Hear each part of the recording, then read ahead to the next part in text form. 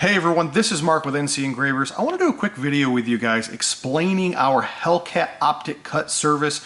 It is offered in two different configurations. I want to give you a real thorough overview of what you can expect with each one of those configurations. So the first half of this video is going to be cutting the Hellcat slide for an optic, and we're going to be removing the factory rear dovetail, and we're going to see how that looks on the slide, and we're also going to see how that plays with the front factory sight. Now today we're going to be cutting for the Springfield Armory. Has their own line of optics. That is the Hex series, and this is called the Wasp. They have a couple different ones. I think they have another one called the Dragonfly, but today we're going to be cutting for the Wasp. I'm also going to give you guys an opinion of this, as I'm hoping that the socket is the same as the Holosun 507K, the Romeo Zero, some of the other common optics on the market. So I'm going to give you that understanding as well, and just kind of give you an overview. So that's going to be the first part of this video. The second half of this video is going to be cutting the slide and keeping the rear dovetail. So we'll be putting the optic in front of the rear dovetail, and we're going to be using a Holosun 507K is going to be the optic model in the second half of the video. So we're not going to see so much cut work as we are going to just kind of see how it lays, and I'm going to give you guys my thoughts. Once again, this is a overview of understanding of what are you getting into, what's it going to look like, how's it going to function, and helping you make that better choice of, are we going to keep the rear dovetail or are we going to remove the rear dovetail. So guys, I'm going to get some of this cut work done. I'm going to bring it back and let's discuss. Alright guys, now that the Hellcat slide has been cut for an optic, I do want to discuss this a little bit more. I want to kind of, once again, just kind of let you know what you're getting into. This is what the setup is going to look like. So basically we removed the factory rear dovetail. We did not hit the plunger hole, which is right there. You can kind of see how far forward that is.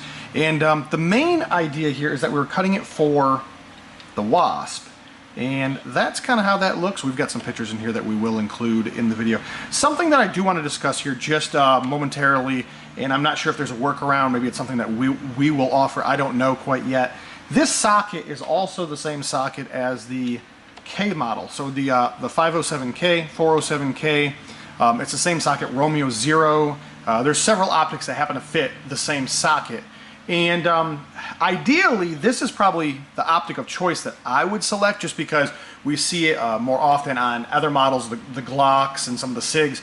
Also, it is a little cheaper than what you're going to get with the Wasp. So it's a little easier to find. It's a little cheaper overall. Now let's talk about the problem. Okay, so one of the issues we have is when you purchase the Wasp, and this, I can only go by the packaging that was sent to me. Maybe I'm wrong. Maybe there's something else in here. But they only ship with the 632 screws. Now this is typically what you would see like with a Trijicon optic. And there's nothing wrong with that screw, but the problem that we do run into with this particular screw is that that is not the thread pattern that goes with the Holosun 507K. They use an M3 and an M4 screw is what they ship with. So they ship with a skinny screw, they ship with a fat screw. So this is obviously going to cause somewhat of a problem if you want to get your slide cut for what would be the Wasp, and then later you want to switch to the Holosun. You really don't have any screws that are going to fit this optic. Certainly not the screws that come with the optic from the manufacturer are going to work. So that's definitely part of your problem. You know, once again, we probably could thread the slide for something a little bit more generic, like an M3 screw, and then that would work with the Wasp. We would have to provide those screws. That would allow this optic to be mounted to the slide, and then of course the slide is already at that point already threaded for the factory screws of the Holosun, so that would just go right on there. So we're just kind of working through that. This is one of the first ones that we've done, and of course the other one is one of the first ones that we've done with keeping the rear dovetail, and this is with removing it. So guys, this is going to be kind of how it looks. I am going to add some pictures on here towards the end, but we do still have another half of the video, and the other half of the video is what does it look like when we cut an optic in front of the rear dovetail and we keep that. So we're going to talk about that a little bit more. We are going to talk about the differences between the OSP model and what you get when you get a standard model, as they're not the same slide. So we're going to kind of go into that a little bit more. Keep in mind, these were two different projects that were processed in 2 different days. So as I'm filming the video, we've done half up front. We're obviously going to do the other half at a different time, and hopefully our mindset and our pattern there will be all together, but just keep in mind that it is 2 different projects and it's 2 different discussions. This is definitely going to help you choose whether you want to remove the dovetail like you see in this setup, or if you want to keep the dovetail like you're about to see in the next setup. All right, guys, and this is your other option that you have during checkout, and that is to keep the rear factory iron sight and cut the optic in front of the factory sight. Now, we do run into some other issues, some other things that kind of take place here. I want to discuss those just so you know what you're getting into.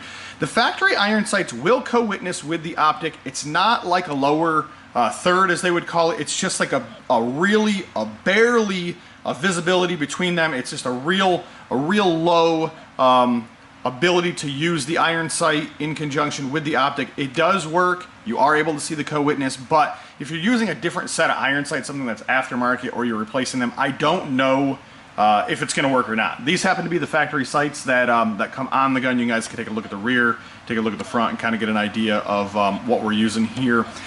Ultimately, I do really like this setup. Now, one of the issues we run into is the plunger hole. So underneath here, we see the plunger, and because we're cutting in front of the factory rear dovetail, we end up running into the plunger. Let's kind of discuss what the difference is between an OSP model and how they do a front of optic setup and keep that rear dovetail, and how we do it. So the difference is, on the OSP optic ready model, this rear dovetail is actually farther to the rear, and they use a different iron sight. So if you take a look at the slides, take a look online, or you have one in hand, you Google it, you're going to notice that this rear serration doesn't actually exist on the OSP model, and the rear dovetail is located farther to the rear, and they use less of a standoffish sight. So in other words, it doesn't come to the rear as much as it does here. It kind of just stays in the dovetail, and that ultimately puts the optic farther to the rear.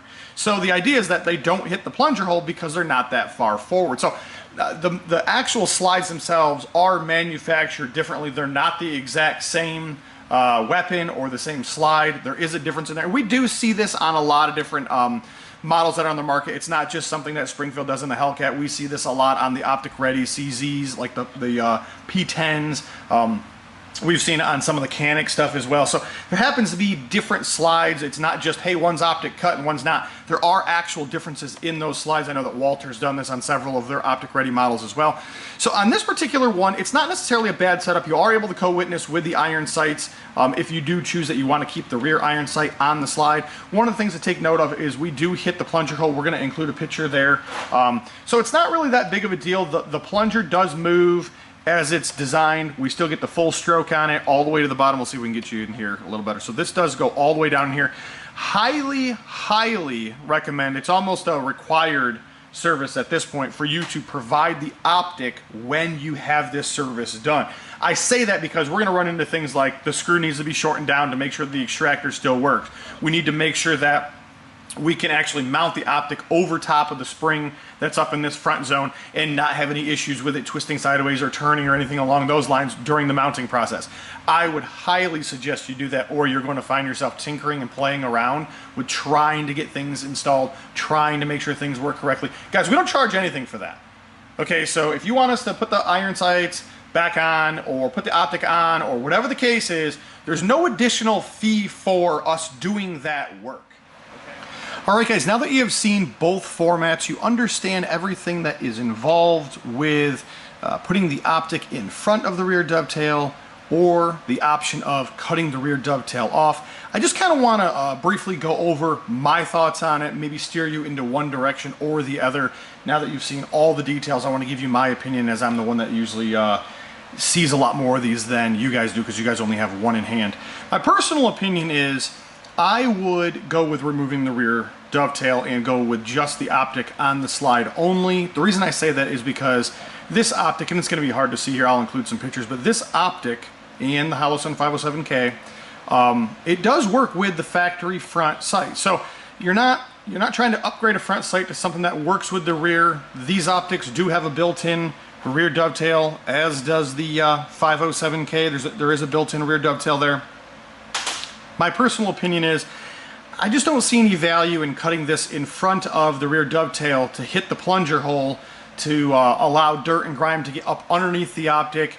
I do understand that you are able to keep the rear iron sight as a full set of front and rear iron sights for co-witness, but at the end of the day, it's kind of just a rear iron sight in front of the built-in iron sight, both working with the front sight, and I see no value in that. My personal opinion is I would cut it to the rear of the gun. I would remove the factory iron sight, and I would have it aligned with the front and have a seamless design overall. Once again, it is offered in both directions as of right now. If for some odd reason we change our mind and we pull one of those services, then of course you'll get your warnings on the webpage that you'll be only having the option of removing the dovetail, and we do not cut in front of it. So right now those options are available. The webpage is the most accurate and updated place. So you're going to end up finding all your options there as far as what optics will fit the socket, what optics will fit the gun. You're going to find all kinds of different things like that, and that's an evolving kind of process as new optics hit the market, just like we have here with the Hex optic that wasn't available, you know, a year ago. So now that we have this in the drop down, it is an option. One of the last things I do want to say is that, and I don't know how I missed this the first time, but digging through the package when I was getting ready to assemble this, was that I did find M4 screws in the box. I have absolutely no idea how I missed those going through that the first time. So that's really, really good, because one optic cut for the M4 screw pattern works with the Springfield Hex Wasp. It also works with the Holosun 507K, and it's going to work with a Romeo Zero and any of the other micro dots that fit with the M4 screw, the RMSC, the RMSW. So it kind of fits right in that lineup. I'm really, really happy about that I found those. Once again, I have no idea how I missed those the first time, but the one optic cut footprint threaded for the M4 screw will fit all of the optics. So you can always send your slide in, have the work done, and then of course at that point we would send it back and you can put the optic on. I don't recommend that. I do recommend that you send it in with the optic so we can shorten any screws. On this side of the slide there is a plunger and a spring that's inside of here for the extractor, and this screw usually does need to be shortened. So it comes out being one of those deals that we would highly recommend that you provide the optic, or you'll be shortening the screw to make sure that your extractor works. We will take care of all that for you if you just provide the optic. So guys, hopefully this has been informational for you guys and educational and assistant on helping you decide what optic model you want to go with, deciding on what configuration you want, whether you want to keep the rear dovetail or you want to remove the rear dovetail. So hopefully this has been everything that you've been looking for. And of course, we have a 2 to 3 business day turnaround time on optic cuts and single color Cerakote on slides. We do the highest quality work and we are the quickest at doing the work. So you should be sending it into us, ask those questions, get your stuff back in a timely manner, and be on your way. So guys, if you need anything, feel free to use the contacts tab on our webpage. Of course, all this kind of content and information is always posted on our Instagram, our Facebook, and YouTube. I would encourage you to follow along on all of those locations and just kind of get the most out of what it is that we offer.